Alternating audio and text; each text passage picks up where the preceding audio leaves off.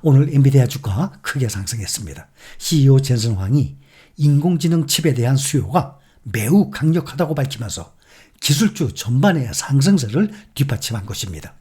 인공지능 테마를 이끄는 엔비디아는 오늘 8.15% 급등하면서 거대 기술기업 7곳을 가리키는 매그니피센트 7 중에서 상승률이 가장 높았습니다.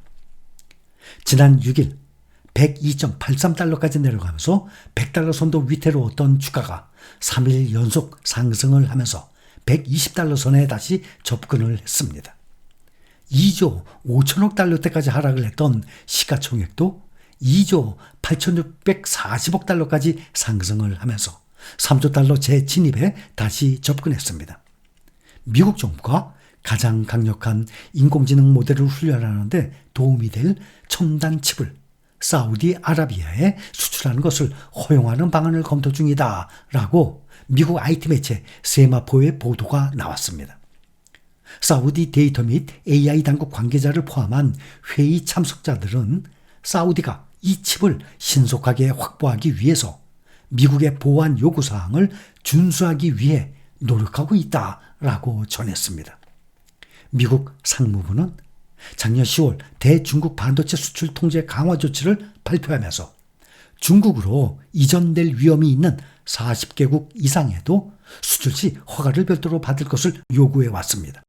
이에 엔비디아 등 미국 기업이 사우디나 아랍에미레이트 등 중동으로 첨단 반도체를 수출하기 위해서는 별도 허가를 받아야 했습니다.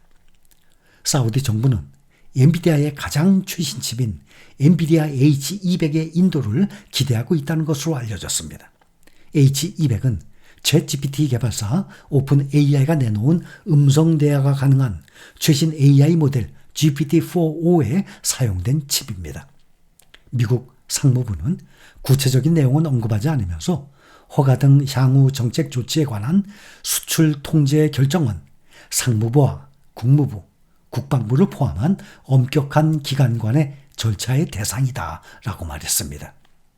최근 AI 칩의 사우디 수출 허용 가능성 소식에 엔비디아 주가가 큰 폭으로 올랐습니다. 엔비디아의 최고 경영자 젠슨 황이 AI 미래 청사진을 제시한 점도 시장에 큰 영향을 줬습니다. 그는 골드만삭스 주최의 기술 포럼에 참석해서 수요가 너무 많아 감동이라면서 AI의 미래를 낙관했습니다. 젠슨 황의 연설은 투자자들의 불안을 진정시킬 기회로 여겨졌습니다.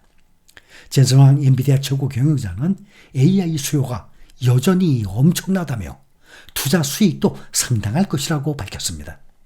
오늘 브로드컴이 6.79%, TSMC가 4.8%, ASML이 6.49%, AMD 4.91%, AI와 반도체 관련주들이 오랜만에 강력한 매수세가 들어와서 크게들 올랐습니다. 오늘 샌프란시스코에서 열린 골드만삭스 컨퍼런스에서 젠슨 황이 엔비디아의 고객들이 엔비디아의 고급 AI 칩을 제한적으로 공급받기 위해서 분투하면서 긴장이 고조되고 있다라고 표현을 했습니다. 그는 최신 AI 칩인 블랙웰에 대한 수요가 강력하다고 밝혔고 기업들은 AI 수요를 따라잡기 위해서 가속화된 컴퓨팅을 받아들일 수밖에 없을 것이라고 말했습니다. 엔비디아는 6주 만에 최대 하루 상승폭을 기록했습니다. 젠슨 황은 생성형 AI가 아직 초기 단계에 있으면서 이 기술이 데이터 센터를 넘어서 확장될 가능성이 높다고 말했습니다. 그의 발언은 지난주 엔비디아가 7월 분기 실적 가이던스가 일부 높아진 기대치를 충족시키지 못하면서 큰 폭의 매도세를 보인 후 나온 것입니다. 그럼에도 불구하고 주가는 올해 들어서 지금까지 약 142%나 상승했습니다. 현재 엔비디아의 주가 상승폭을 따라오는 기업들이 없습니다. 골드만삭스는 최근 메모에서 목표 주가 135달러와 함께 엔비디아에 대한 확신 매수 등급을 다시 한번 강조했습니다. 이 회사는 지난 한 해 동안 AI가 주도한 대규모 밸류에이션 붐의 중심에 있었고 앞으로도 생성형 AI에 대한 광범위한 추진으로 혜택을 받을 것으로 예상됩니다. 젠슨 황 엔비디아 최고 경영자가 필요한 경우 대만 TSMC가 아닌 다른 업체에 인공지능 반도체 생산을 맡길 수 있다고 밝혔어요. 이에 대해서 삼성전자 파운드리 이용 가능성을 시사했다는 관측이 나오고 있습니다. 황 CEO는 미국 샌프란시스코에서 열린 골드만삭스 그룹 기술 컨퍼런스에서 TSMC의 민첩성과 우리의 요구에 대응하는 능력이 정말 놀랍다고 평가했습니다. 이어서 TSMC가 훌륭하기 때문에 이용하고 있지만 물론 필요하다면 언제든지 다른 업체를 찾을 수 있다라고 밝혔습니다. 황 CEO는 구체적인 업체명은 언급하지 않았지만 현재 TSMC 외에 엔비디아의 최신 칩을 생산할 수 있는 능력을 갖춘 업체, 우리나라의 삼성전자입니다.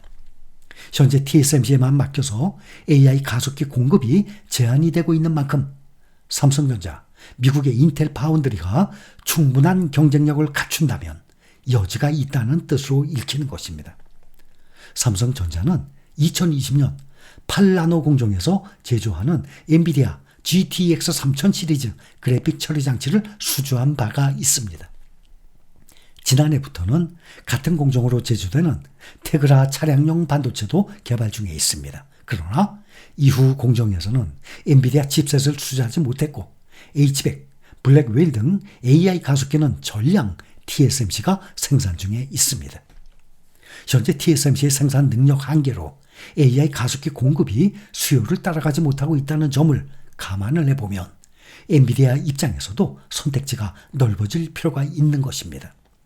삼성전자와 인텔 공정 수율이 충분히 개선되고 더 저렴한 가격에 칩셋 공급이 가능하다면 굳이 TSMC를 택할 이유가 없는 셈입니다.